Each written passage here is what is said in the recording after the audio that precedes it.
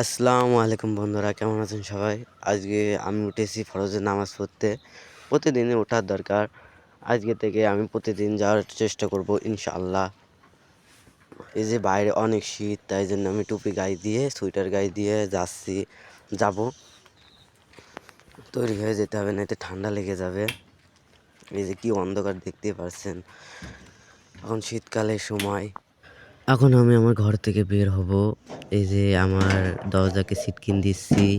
আশেপাশে অনেক কুয়াশায় ভরা, অন্ধকারে ভরা। আপনারা তো জানেনই সবাই শীতকালে কি হয়।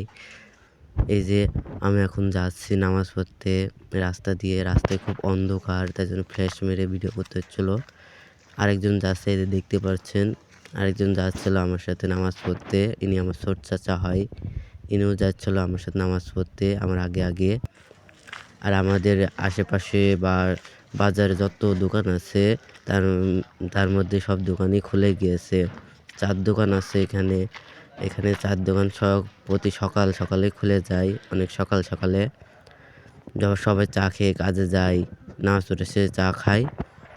এই যে দেখতে পাচ্ছেন আমাদের মসজিদ কি সুন্দর। এই যে অজুখানা, এখানে সবাই স্যান্ডেল-ম্যান্ডেল থুয়ে এগিয়ে নামাজ পড়তে যায়। নামাজ পড়ছে আমার ছোট চাচা। এই যে আস্তে আমার পায়ে ধুলা লেগে যায়, তাই জন্য পাটা ধুতে হবে।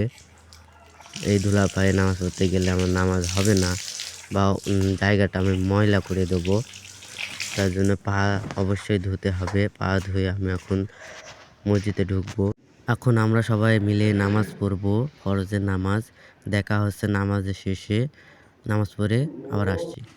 এই যে দেখতেই পাচ্ছেন এখন আমাদের নামাজ পড়া শেষ। সবাই মিলে আমরা বাড়িতে যাচ্ছি। অনেক লোক হলো নিজের কাজে চলে যাবে।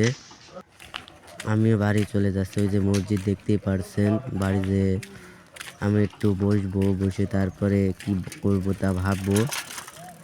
এখন আমার কলেজ প্রাইভেট দুটাই ছুটি। এই যে এটা আমাদের বাড়ি যাওয়ার রাস্তা।